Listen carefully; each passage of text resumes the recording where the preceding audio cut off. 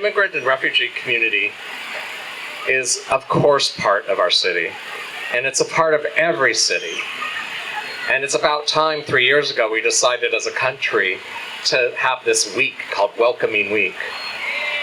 But the truth is, unless you're Native American, we were all immigrants at one time. We are immigrants. We are all refugees. That's what makes our country beautiful.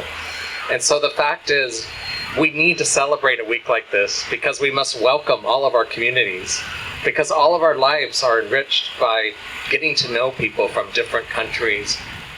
So this is the third year that Civic Life has participated, but let's face it, in COVID it just didn't work. So now we're back out in community. And I want to thank all of the community organizations that are here today. Please do connect with all of them. It's so great to be out in community again. And I know the challenging journey that so many families go through in a chaotic world. Our world is challenged by an economy that changes with climate change. It's challenged by war. It's challenged by ethnic conflict. And all of that means that families end up on the move. There are more families on the move today than at any time in world history. And here in America, we grow up with a symbol representing welcoming those who come to our shore, and it's the Statue of Liberty. She's holding up her torch, and she's holding up the torch to the storm-tossed folks who have gone through challenges and who have arrived here knowing that we are welcoming them, and we know that they will become incredibly important parts of our community. Now, when I grew up here in East Portland, when I was a little tiny tyke, this community did not yet have a number of refugees. It has become the beautiful spectrum that it is today. We now celebrate the fact, and I do mean celebrate, that we have children who know over 100 different languages. That is an incredible palette of humanity with all kinds of rich experiences to share with each other. So let's continue to celebrate that vision. Now, there's a lot of world issues that any one of us cannot solve. We can try to be part of the solution, but we can't solve it by ourselves. We can't stop climate change as one person. We can't clean up all the pollution, the plastic pollution in the world as one person. We can't stop all the ethnic violence as one person. But you know what we can do as one person? We can embrace our neighbor who is an immigrant and refugee. We can embrace that family, and that is a really cool thing to do.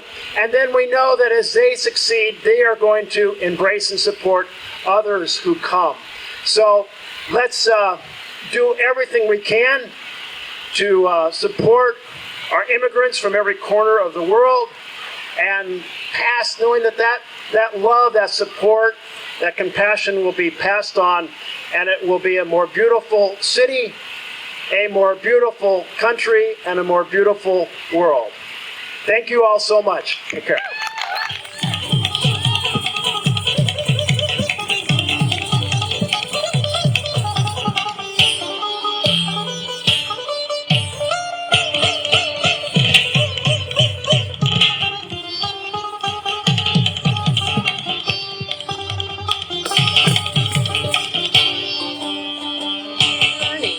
Their journey was from Afghanistan to Pakistan, from Pakistan to Brazil, and then they bussed, boated, and walked from Brazil to the southern border of the United States.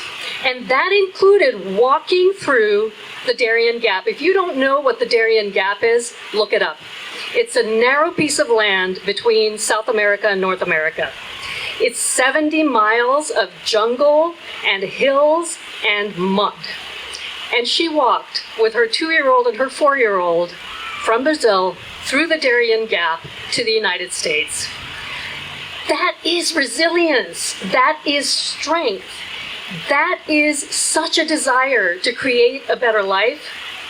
All of us immigrants, we've got different stories. I was really fortunate. I arrived on a plane. I had a student visa. But we're all coming here to create a better life for ourselves and especially for our children. And when we get here, we bring all of those strengths, all of that resilience. We bring our culture, we bring our heritage, we bring our skills, right? We bring our skills, electrician, police officer. We become the essential workers of this country. We become the healthcare workers. We become the farm workers. We become the grocery store workers. Some of us, look at my friend Casey Jama over there, some of us become elected officials. So that's the promise that this country can offer. And that is what we bring to this country. And if we are welcomed, and even if we are not welcomed, we make this country a stronger, more resilient, more beautiful place. Every day is welcoming day for our immigrant refugee community. This event is really beginning of a week-long where institutions, government agencies, community members like you come together and advocate and talk to each other to say, how do we create an inclusive community? That is really the message that we need to think about as we move forward together. And for me, 24 years ago, when I came to this country as a refugee, former refugee, I didn't know anybody.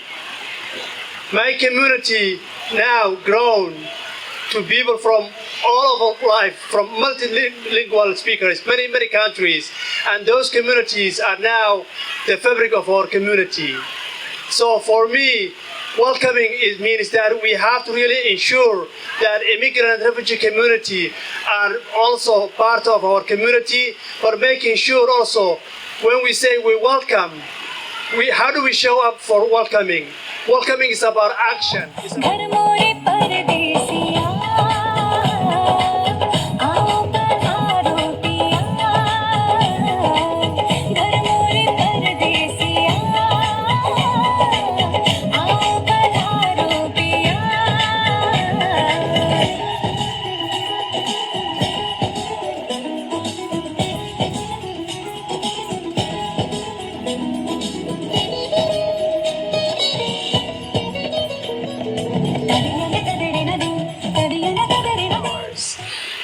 we want to understand our place in this universe.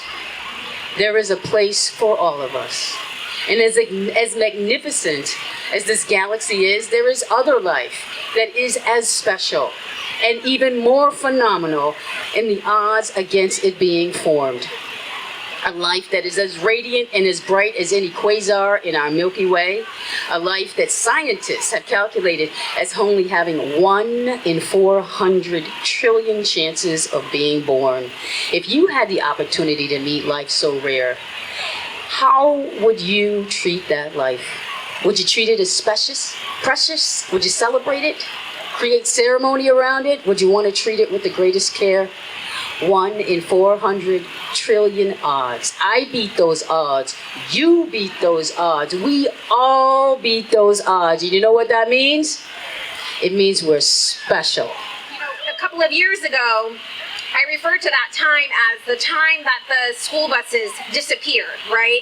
When our streets got quiet, when we couldn't see our family-loved newborns or our communities here in spaces or even hug each other, right? And so it was such a profound moment to come back and celebrate with my daughter, of her seeing her friends again, and of seeing this moment today of us collectively building this beautiful community that we, for a few years, had lost. And it's one of the reasons that I fight so hard and represent who we are and the need for our racially and economically diverse community of Outer East Portland. Today, 1/3 of our doctors and nearly 3/4 of our farm workers are immigrants, and many more are essential workers, first responders, and military service members. Immigrants own approximately 1 in 5 businesses, create millions of jobs, pay hundreds of billions of dollars in taxes, and spend even more on American goods. Multnomah County welcomes everyone, regardless of background, religious, or political affiliation.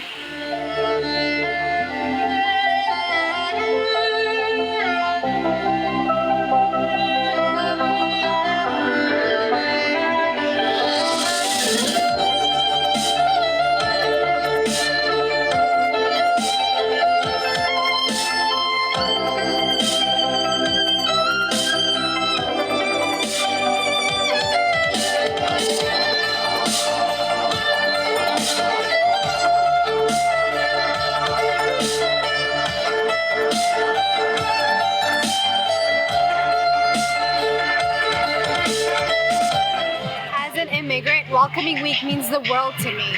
It is a time where our communities come together, services and organizations come to serve our community. This year, I'm so excited that Welcoming Week is still happening and we're still here to serve our communities. Would love to see everybody's beautiful faces. The whole idea is to bring the community together and to help people feel welcome, feel supported, and feel valued. Ubuntu for short. I am because you are. This is a philosophy that we can use to help us connect with other people. Literally, by connecting with their role and their contributions to our lives. It could be something big or something small. Holding the door open for me, or taking care of me when I'm sick. I can connect to the humanity and the generosity in which they've given, as opposed to being focused on any type of competition or rivalry or scarcity even. Ubuntu allows me to be able to connect with that person at a human level and connect to a sense of belonging. Ubuntu, I am because you are.